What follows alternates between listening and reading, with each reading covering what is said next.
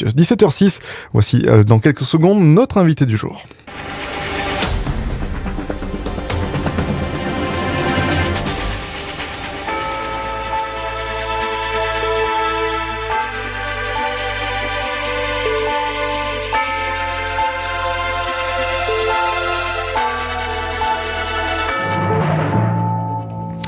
Et notre invité ce soir, il s'agit de Jacques Priol. Bonsoir Monsieur Priol, merci d'être avec nous ce soir sur l'antenne de Radio Nantes.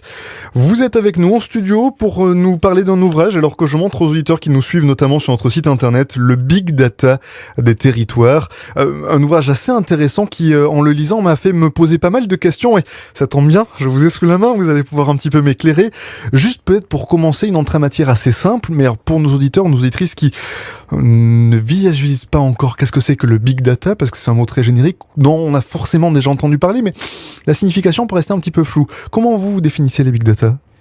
Bonsoir Simon, bonsoir, merci de m'accueillir sur l'antenne de Radio Nantes.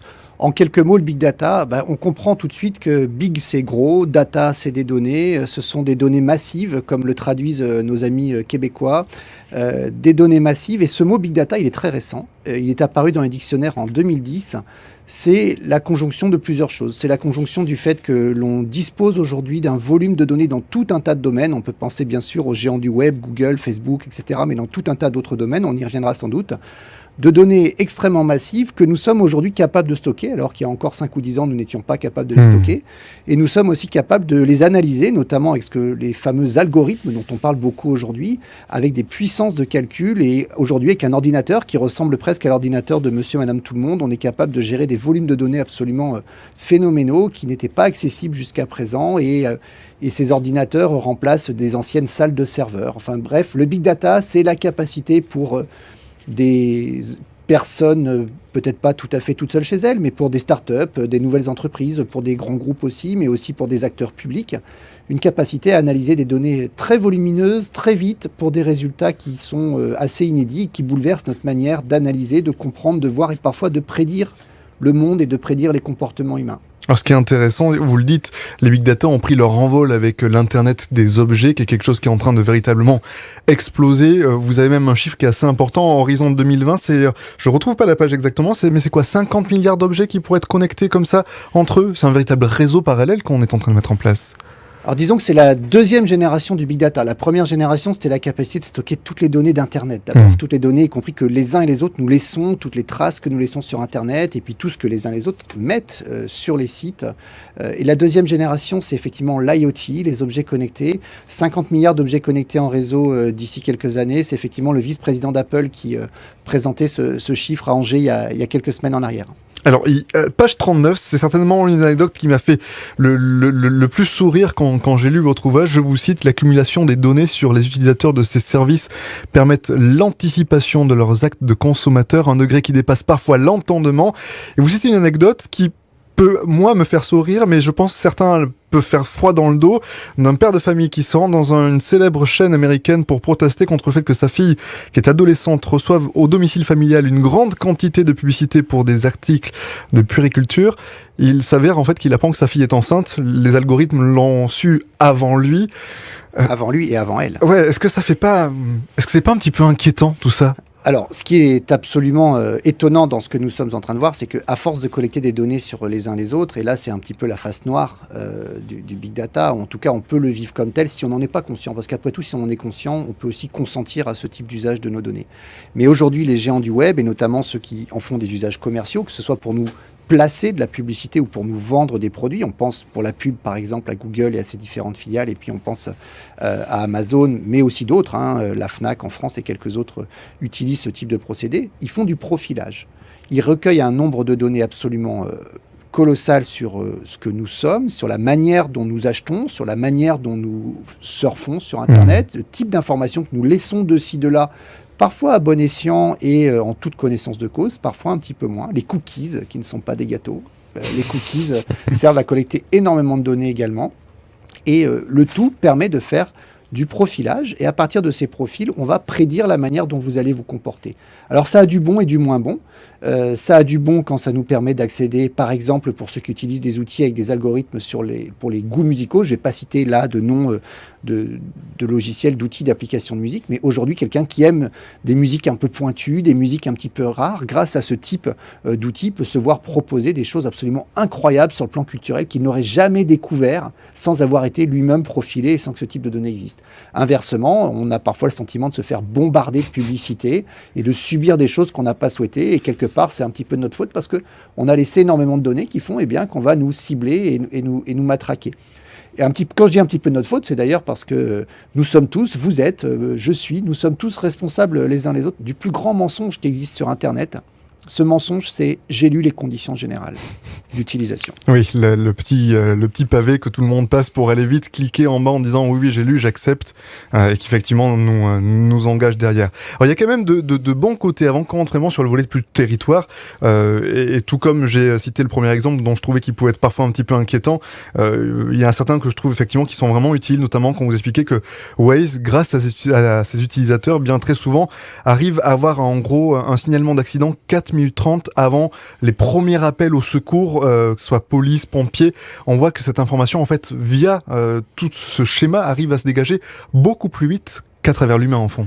On a d'autres exemples. Il y a celui de Waze pour les accidents de la route, mais il y a également des exemples absolument incroyables de la manière dont ces nouveaux outils numériques et ce big data, alimentés par des équipes bénévoles, par des internautes, par des militants de causes d'intérêt général, ont par exemple permis de cartographier la propagation de l'épidémie d'Ebola, ont permis, lors des récents cyclones aux Antilles, sur Saint-Martin et ailleurs, de faire des relevés extrêmement précis des dégâts pour permettre des interventions plus rapides des secours sur un certain nombre de situations. Tout ça, ce sont des choses qui sont aujourd'hui rendues possibles par les outils de manipulation, de traitement, de stockage des données massives. Alors ces datas, elles ne servent pas entre guillemets que pour les grandes firmes, l'État s'en sert, les collectivités s'en servent. D'ailleurs j'ai vu que ici, chez nous aussi, ça fonctionne. Vous citez notamment Loire-Atlantique comme un des départements qui se saisit de ces questions-là. Quel intérêt au fond pour une collectivité locale, une collectivité territoriale, d'être un petit peu en pointe sur ces questions ? Alors il y a plusieurs manières de voir les choses. Je considère effectivement, et c'est l'une des raisons qui m'a amené à écrire ce livre, qu'il y a aujourd'hui un enjeu pour les acteurs publics, et notamment pour les acteurs publics locaux, à se saisir de ces sujets-là. Le premier enjeu, il est peut-être un petit peu défensif.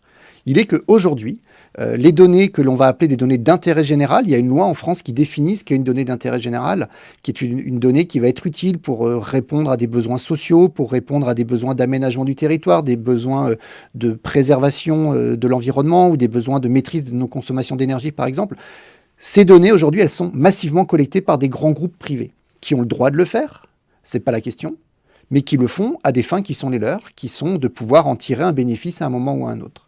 Or, ces données d'intérêt général, elles doivent être protégées par la puissance publique. Il y a une question de souveraineté de la donnée d'intérêt général. Et d'une certaine manière, les acteurs publics doivent être les garants du fait que ces données puissent être préservées. Et ceci vaut à l'échelle nationale, comme ceci vaut à l'échelle locale. D'ailleurs, l'Agence nationale de la sécurité des systèmes d'information, qui conseille l'État dans ses stratégies de protection de ses propres données, conseille aujourd'hui également les collectivités locales sur la manière dont elles collectent et gèrent les données. Ça, c'est la première raison. La deuxième raison, c'est que ces nouveaux outils, ces algorithmes, ce big data, ça peut permettre d'améliorer l'efficacité de tout un tas de services qui peuvent être des services d'entreprise. On connaît tous l'expression se faire ubériser. Il y a de nouveaux services qui arrivent, qui viennent améliorer la manière dont les choses fonctionnent. Eh bien, le service public est également embarqué dans cette dynamique. Et aujourd'hui, le fait d'utiliser ces outils, ça permet de mieux définir la façon dont on va offrir du service public dans tout un tas de domaines, peut-être en ayant également des logiques prédictives, non plus pour savoir ce que vous voulez acheter demain matin, mais ce dont vous pouvez avoir besoin. Et ce qui est intéressant aussi, c'est que vous le dites, le fait que ça soit passé dans la loi, il y a des obligations qui sont vraiment inhérentes, qui sont gravées dans le marbre, mais surtout d'une manière générale, certaines collectivités ont vraiment eu la surprise de voir les données qu'elles ont rendues publiques. Là, je passe plutôt sur les côtés d'open data, vraiment avec en face une réaction. C'est pas juste on met pas mal de données là et puis on verra un petit peu qui vient s'en saisir. Le public, alors pas forcément les néophytes, mais des personnes, des entreprises, il y a du monde qui vient se servir de ces données. On voit vraiment qu'il y a un intérêt qui est bien présent. Et vous oubliez les journalistes. Aussi, bien évidemment. Oui, alors, vous parliez d'évolution réglementaire. Il y a deux grandes évolutions réglementaires qui arrivent. Et on va beaucoup en parler dans les semaines qui viennent. Moi, je suis ravi que vous m'ayez invité à votre antenne pour en parler, parce que dans quelques semaines, on va beaucoup parler de ces sujets-là. Il y a d'abord l'open data, l'ouverture des données. C'est quelque chose sur laquelle la France est un pays pionnier. C'est peu connu, c'est pas tout à fait grand public encore aujourd'hui. Mais en France, à partir de fin 2018, toutes les collectivités locales de plus de 3500 habitants vont devoir rendre public les données qui concernent leur gestion, le fonctionnement, l'action publique. C'est ce qu'on appelle l'open data. Et la France est un pays pionnier de l'open data. Il y a les États-Unis, le Canada, le Royaume-Uni, la France. On est toujours cité dans les 3e ou 4e pays les plus transparents de ce point de vue-là sur la manière dont les données publiques sont gérées. Et pour les collectivités locales, ça a pas mal d'incidences. Et effectivement, on constate que quand des données sont rendues publiques, eh bien, ça peut créer de nouveaux usages qui vont être utiles. Je vais prendre un exemple qui va parler à vos auditeurs de façon très précise.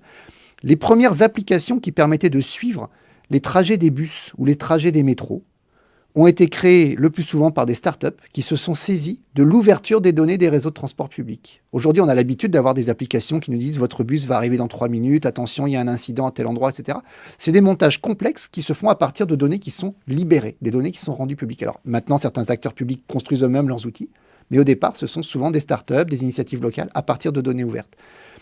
Donc ça, c'est la première évolution. Puis la deuxième évolution très importante pour 2018, qui va vous intéresser à l'échelle européenne, c'est le fait que nous allons totalement, et ça c'est une petite révolution, à partir du mois de mai 2018, changer de régime de protection des données personnelles. Ça fait un point justement, c'est un point qu'on a vu commencer doucement à remonter ces dernières années, notamment au travers d'un bras de fer entre la Commission européenne et certains GAFA américains sur la protection des données des citoyens européens.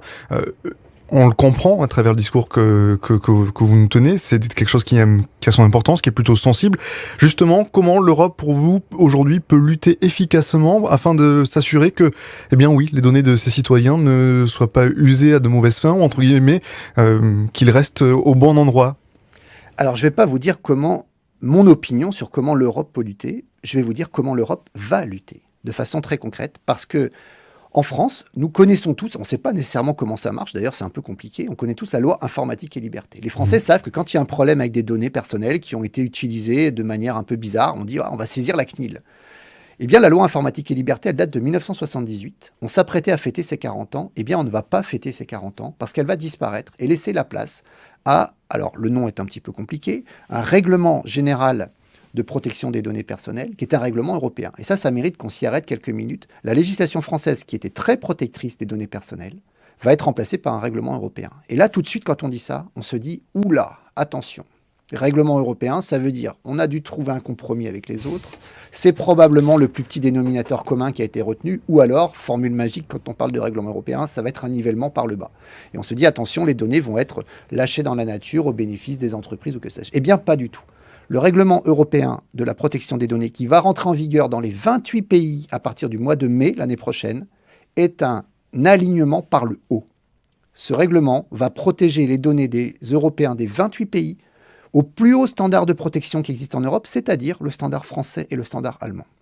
Donc on va avoir, et c'est un long travail qui date d'il y a 3-4 ans, dans le cadre d'un travail des 28 CNIL européennes qui se sont rassemblées sous présidence française pour élaborer ce règlement. Donc, à partir du mois de mai, on a ce dispositif européen extrêmement protecteur des données qui s'applique dans les 28 pays. Deuxième chose très importante à expliquer à vos éditeurs qui s'intéressent aux questions européennes et à la manière dont tout ça fonctionne, c'est que ce règlement, il est d'application extraterritoriale. C'est-à-dire qu'il ne concerne pas la manière dont on traite les données en Europe, mais il concerne la manière dont sont traitées les données des ressortissants européens n'importe où dans le monde. C'est-à-dire que ce règlement, il va s'appliquer, y compris à Facebook, sur la manière dont Facebook va traiter les données des Européens des 28 pays, dans son centre de stockage en Californie.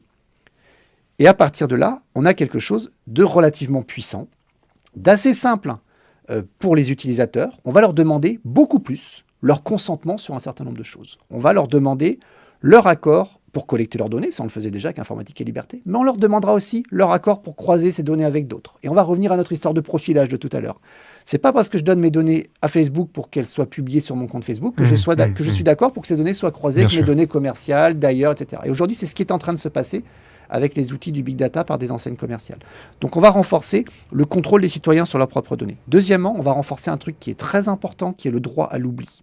Alors, en France, on a une législation qui était déjà assez en pointe là-dessus, elle est peu connue, mais on va avoir de plus en plus la possibilité, et ça sera contrôlé, de dire, attendez, oubliez-moi.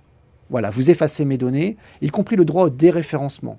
Si quand je tape mon nom sur Google, il y a telle ou telle page qui ressort parce que j'étais dans tel truc il y a 5 ans, mais je veux plus que ça se sache, ou parce que j'ai fait une bêtise, ou parce que, bon, peu importe, je peux demander à ce que ça soit effacé. Et il y aura un autre droit qui va être important, qui va émerger, qui est le droit à la portabilité.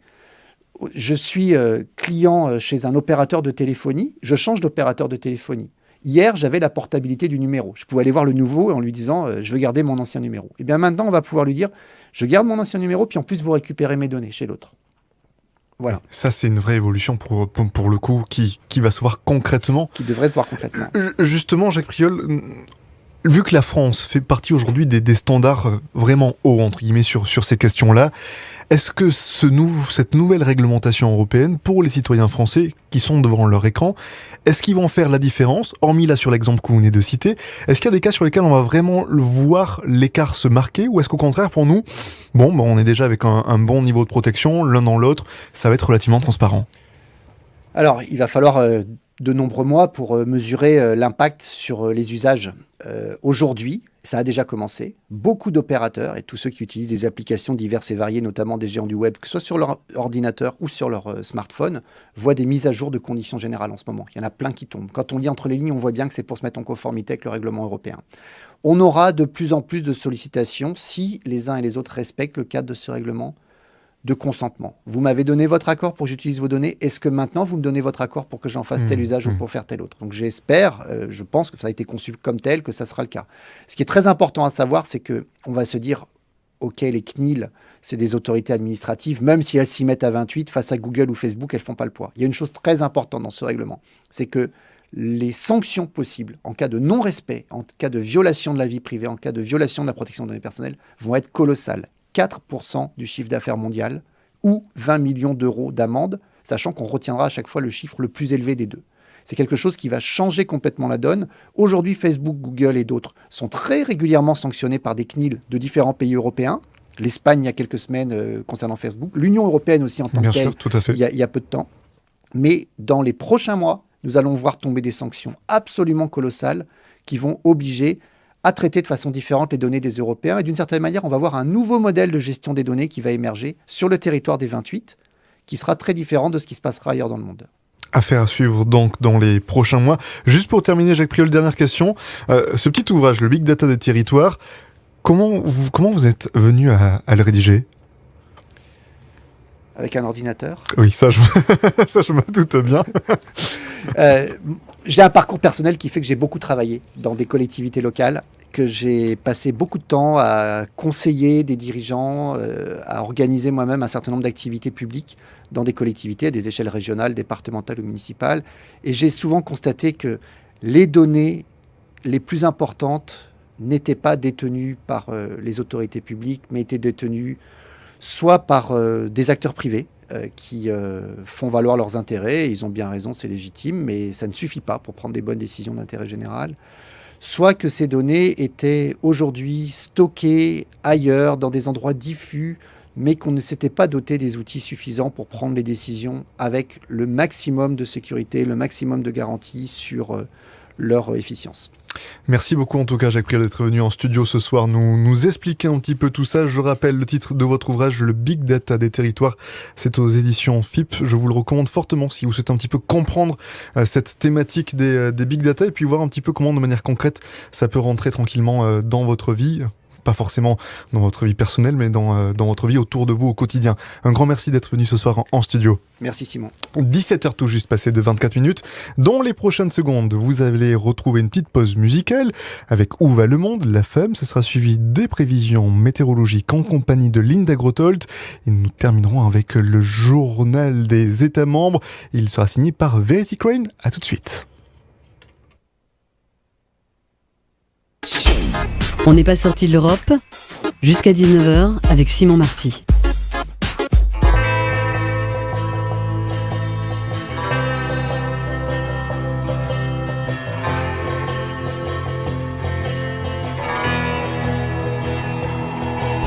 Mais où va le monde? Pourquoi des fois je me demande si les filles et les garçons si cruels? Où sont mes vrais amis? pourquoi je me